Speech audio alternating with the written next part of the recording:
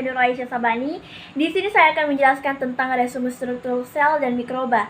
Struktur sel adalah suatu pengaturan dan hubungan antara unsur-unsur atau elemen-elemen sel yang saling berhubungan dalam suatu kesatuan sistem sel sebagai unit terkecil makhluk hidup. Mikroorganisme atau mikroba adalah organisme hidup yang berukuran sangat kecil dan hanya bisa diamati dengan bantuan mikroskop. Mikroorganisme ada yang tersusun dari satu sel dan ada yang tersusun atas beberapa sel. Yang kedua, resume warna dan pewarnaan mikroba.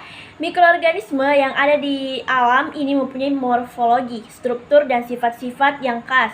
Begitu pula dengan bakteri. Bakteri yang hidup hampir tidak berwarna dan kontras dengan air, di mana sel-sel bakteri tersebut disuspensikan. Untuk mengamati bentuk sel bakteri sehingga mudah diidentifikasi harus menggunakan metode-metode tertentu. Hal tersebut juga berfungsi untuk mengetahui sifat fisiologisnya melalui reaksi dinding sel bakteri.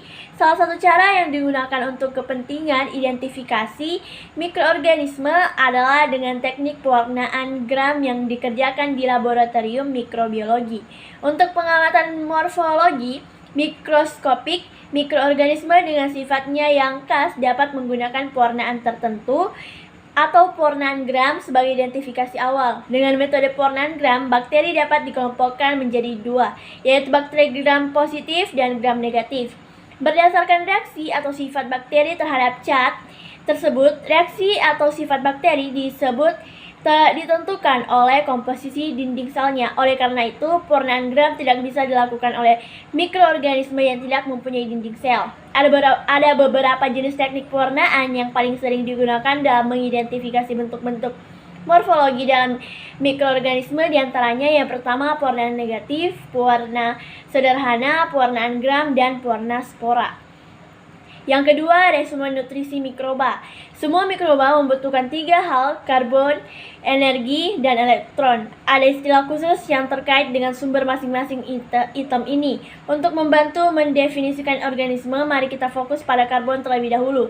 Semua organisme berbasis karbon dengan makromolekul, protein, karbohidrat, lipid, asam nukleat yang memiliki inti dasar karbon. Di satu sisi, organisme dapat menggunakan zat organik tereduksi yang telah dibentuk sebelumnya sebagai sumber karbon. Ini adalah heterotrof yang pemakan lainnya. Alternatifnya, mereka dapat mengandalkan karbon dioksida CO2 sebagai sumber karbon. Mereduksi atau memperbaiki bentuk karbon anorganik menjadi molekul organik. Ini adalah autotrof atau self feeder. Untuk energi ada 2 kemungkinan juga, energi cahaya atau energi kimia. Energi cahaya berasal dari matahari, sedangkan energi kimia dapat berasal dari bahan kimia organik maupun anorganik. Organisme yang menggunakan energi cahaya disebut fototrof, pemakan cahaya, sedangkan organisme yang menggunakan energi kimia disebut kemotrof, pemakan bahan kimia. Energi kimia dapat berasal dari sumber anorganik maupun sumber organik. Organisme yang menggunakan sumber anorganik disebut litotrof, pemakan batu, sedangkan organisme yang menggunakan sumber anorganik disebut organotrof, pemakan organik. Resume metabolisme mikroba. Metabolisme mikroorganisme merupakan proses-proses kimia yang terjadi di dalam tubuh mikroorganisme. Metabolisme disebut juga reaksi enzimatis karena metabolisme terjadi selalu menggunakan katalisator enzim. Resume sterilisasi. Sterilisasi adalah suatu proses untuk membuat ruang atau benda menjadi steril, atau suatu proses untuk membunuh semua jasad renik yang ada, sehingga jika ditumbuhkan di dalam suatu medium tidak lagi ada jasad renik yang dapat berkembang biak. Tujuan sterilisasi secara umum ada 6 tujuan. Kenapa dilakukan sterilisasi? Dilansir situs Poltekkes Malang, berikut tujuan dari sterilisasi. 1. Mencegah terjadi infeksi. 2. Mencegah kontaminasi mikroorganisme dalam industri. 3. Mencegah kontaminasi terhadap bahan-bahan yang dipakai dalam melakukan pembiakan murni.